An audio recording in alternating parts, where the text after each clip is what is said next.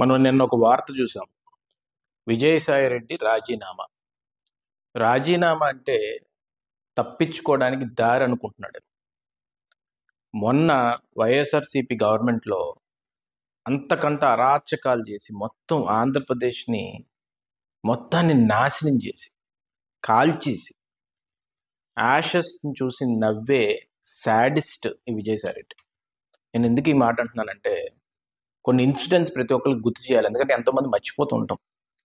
రామతీర్థం జరిగినప్పుడు చంద్రబాబు నాయుడు గారు రాముడికి అలా జరిగింది కదా అని చెప్పేసి రామతీర్థానికి వచ్చినప్పుడు లారీలు అడ్డు పెట్టి ఎంతో మందిని పోలీసుల చేత అరెస్ట్ చేయించి అక్కడ రాళ్ళు వేయించి మళ్ళీ అటెంప్ట్ మర్డర్ పెట్టి అక్కడ అమాయకమైన కార్యకర్తలు నాకు ఫోన్లు చేసేవారు అర్ధరాత్రి వేళ, లోకేష్ గారికి ఫోన్ చేసేవారు అర్ధరాత్రి వేళ, మా మీద 307 పడింది సార్, మేము ఎక్కడికి వెళ్ళిపోవాలో అర్థం కావట్లేదని ఎంతోమంది ఫ్యామిలీస్, పూటకు కూడా గడవలేని ఫ్యామిలీస్ని రోడ్డు మీద పడేసి ఆనందించిన వ్యక్తి విజయసాయి రెడ్డి. ఒక వ్యక్తిని, ఒక లేడీని ఎక్కడి నుంచో ఢిల్లీ నుంచి తీసుకొచ్చి అశోక్ గజపతిరాజు గారు ఆస్తులు మొత్తాన్ని కూడా కాచేవాళ్ళని ఆలోచించి వాళ్ళు కొండలేదో ఎక్కడో ఆ ట్రస్ట్లో ఉంటే అక్కడి నుంచి కూడా గ్రావెల్ని దొంగతనం చేసి ఎంతో దారుణమైన సునకానందం పొందిన వ్యక్తి ఈ విజయసాయి రెడ్డి. ప్రసిద్ధి ఉన్న ఒక ఆలయం లక్ష్మీనరసింహస్వామి ఆలయం.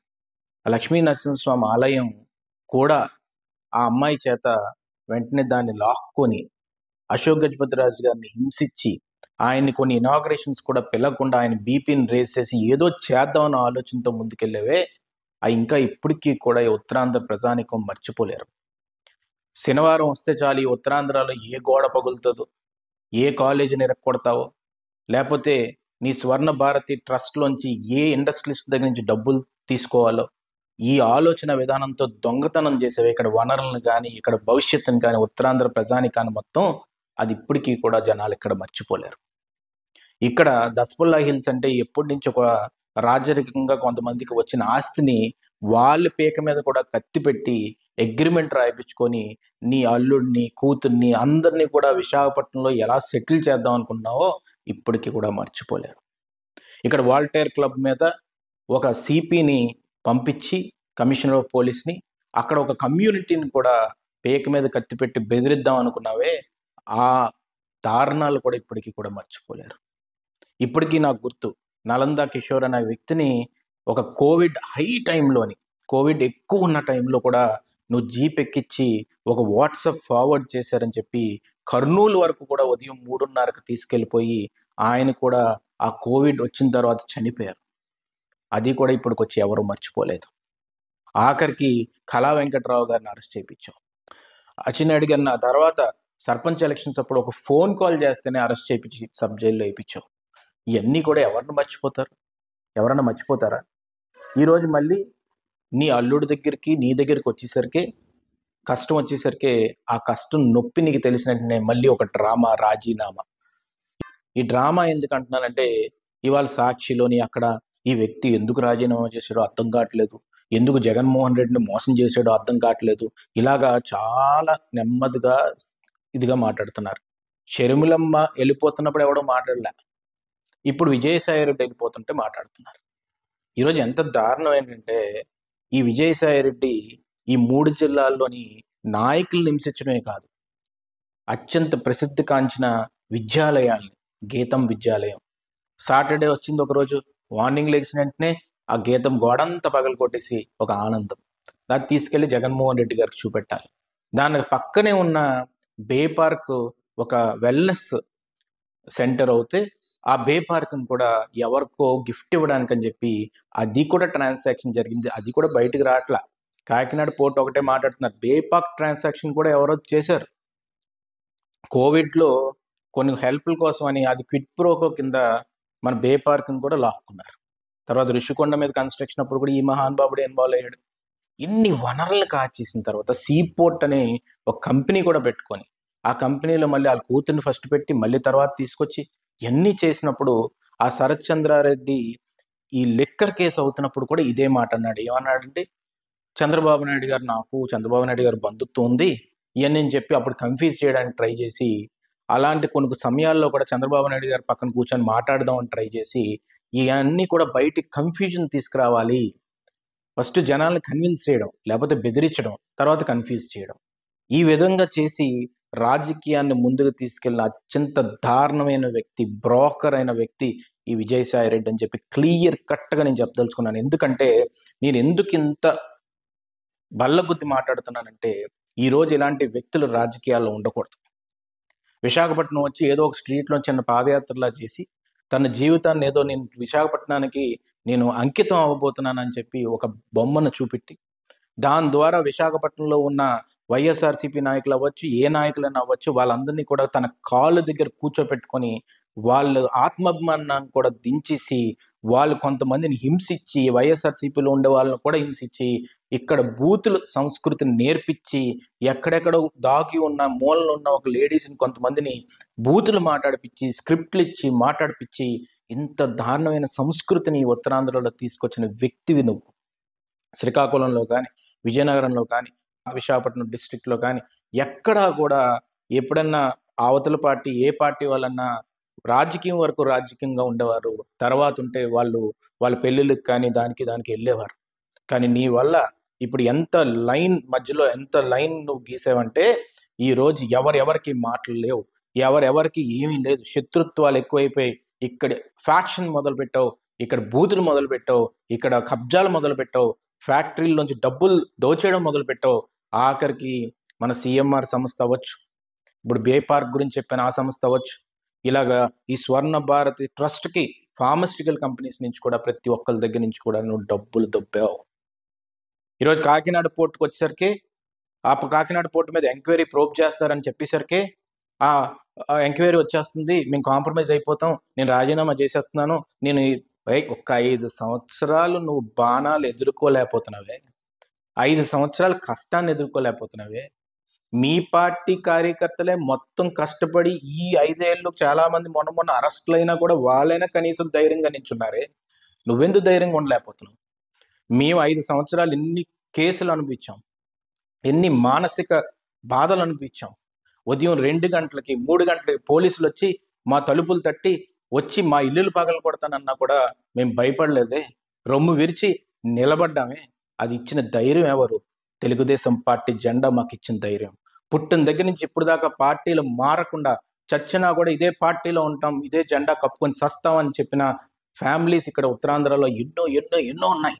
అలా రాష్ట్ర వ్యాప్తంగా తెలుగుదేశం కార్యకర్తలు కూడా ఎంతో మంది బాధలు పడి, ఎన్ని బాధలు వచ్చినా కూడా వాళ్ళ ఇల్లు కాలిపోయినా కూడా ఆఖరికి కూలి పని చేసుకునే వాళ్ళు కూడా వాళ్ళ పాకలు కాల్చేసినా కూడా బయటకు వచ్చి ధైర్యంగా నిలబడి పోరాడారే.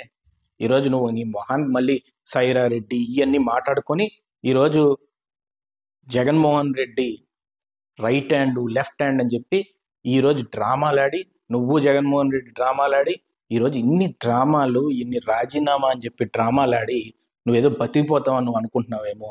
మళ్ళీ నీ టైం వచ్చేసరికి ఏం చేస్తావంటే నాకు ప్రజలకు సేవ చేయాలని చెప్పి ఈ దారుణాలు మొదలు పెడతారు. కాబట్టి నీలాంటి వాళ్ళకి ఫుల్ స్టాప్ పెట్టవలసిన అవసరం ఎంతైనా ఉంది, జనాలకు తెలియవలసిన అవసరం ఎంతైనా ఉంది. ఇది రాజీనామా కాదు, ఇది పెద్ద డ్రామా అనేది మాత్రం నేను క్లియర్గా చెప్పగలను. అందుకనే నేను ఒక్కటే చెప్పదలుచుకున్నాను ఏంటంటే ఈ ఉత్తరాంధ్ర వరకు, ఎందుకంటే నాకు బయట ఏం జరిగాయో కొన్ని బాగా తెలుసు, కానీ ఉత్తరాంధ్ర వరకు ఏమేమైతే ఇష్యూస్ తిని ఇన్వాల్వ్ అయ్యాడో, ఎక్కడెక్కడైతే కబ్జాలు చేశాడో, ఎక్కడెక్కడైతే కంపెనీలు దోచుకున్నాడో, ఆఖరికి 0.01 సెంట్, 1 సెంట్ కూడా కాదు, అది కూడా ఎన్ఓసి తీసుకొని లీగల్గా మా దగ్గర డాక్యుమెంటేషన్ ఉంటే ఆ అధికారిని కూడా నువ్వు బెదిరించి ఈరోజు ఆ అధికారి గోవిందరావు అని చెప్పేసి ఎక్కడో ఉన్నాడు, జాయింట్ కలెక్టర్ మొన్న వేద్దాం అనుకున్నారు, ఎక్కడో పిఠాపురం సైడ్ ఉన్నాడు, తనని కూడా బెదిరించి వాళ్ళని ఇక్కడ పంపించి పోలీసులను పెట్టి మణికంఠ అని చెప్పి ఇప్పుడు తిరుపతిలోని మంచి పదవిని అనిపిస్తున్నాడు ఒక ఆయన ఐపీఎస్, ఆయన ఈ గోవిందరావు వీళ్ళందరినీ నువ్వు డ్రైవ్ చేసి మా ఇంటి మీదకి పంపించావు. అప్పటికి కూడా మేము లీగల్ డాక్యుమెంట్స్ చూపెట్టాం, ఆ రోజు కూడా నువ్వు పంపించావు, ఆ రోజు హింసించావు. ఈ రోజు కొంతమంది నాకు వస్తున్నారు, ఆర్డబ్ల్యూఎస్ వాళ్ళు, ఇరిగేషన్ వాళ్ళు, వీళ్ళందరూ చెప్తున్నారు అందరినీ కూర్చోపెట్టి దేనికి వస్తుంది, ఏమొస్తుంది, ఈ కక్షపూర్వక రాజకీయాలను మొదలుపెట్టింది నువ్వు కాదు.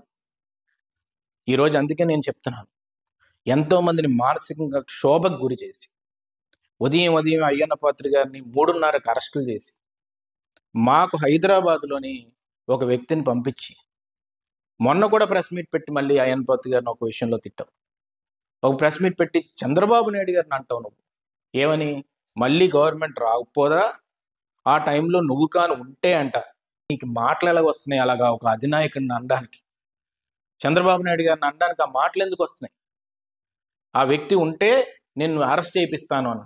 మళ్ళీ నెల తిరిగేసరికే నువ్వు వచ్చేసి సారీ నేను రాజీనామా చేస్తున్నాను, నాకు ఎవరితోని వ్యక్తిగత విభేదాలు లేవని చెప్పి సొల్లు కబుర్లు చెప్తూ అబద్ధాలు చెప్తూ ఈ మాటలు చెప్తే ఎవడు నమ్ముతాడనేది ఒకసారి ఆలోచించవలసిన అవసరం ప్రజానికానికి మొత్తానికి ఉంది.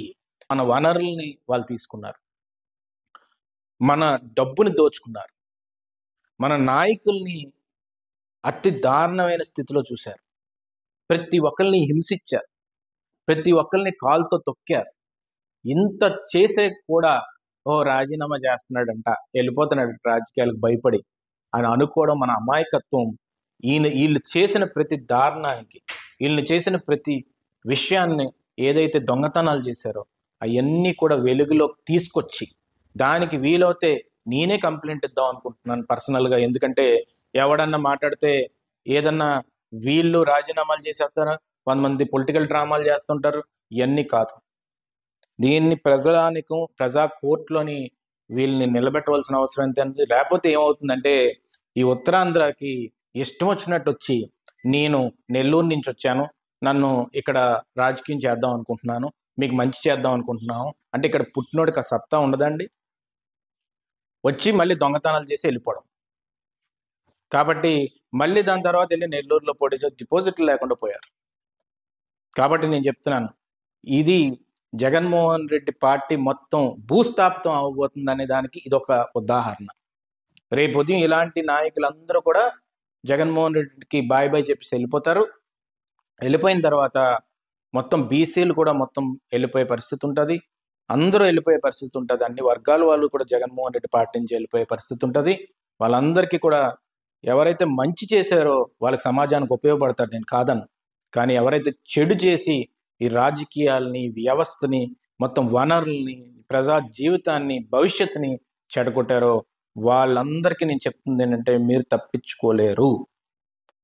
ఇక్కడ తప్పించుకోలేరు అని డాట్ ఎందుకు నేను పెడుతున్నానంటే భవిష్యత్తులో అర్థమవుతుంది మీకు ఏ శిక్ష పడబోతుంది అనేది ఈ సందర్భంగా మీకు చెప్పదలుచుకున్నాను. మీరు కాంప్రమైజ్లు అవ్వచ్చు, పెద్ద స్థాయిలో కాంప్రమైజ్లు ఎన్నో ఉంటాయి.